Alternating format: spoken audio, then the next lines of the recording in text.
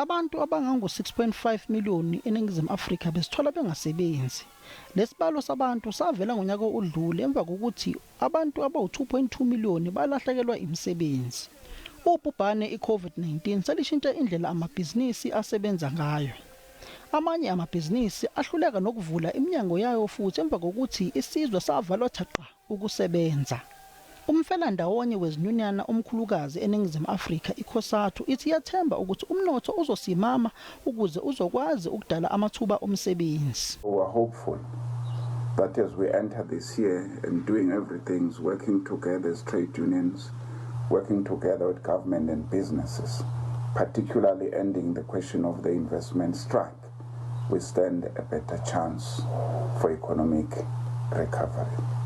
Unobhala jikelele weSAFTU uZwelinzima Vavi uthi inhlupheko nokungalingani kungalungiseka eNingizimu Afrika uma kungafakwa i-basic income grant. We now an expanded relief, a true stimulus package.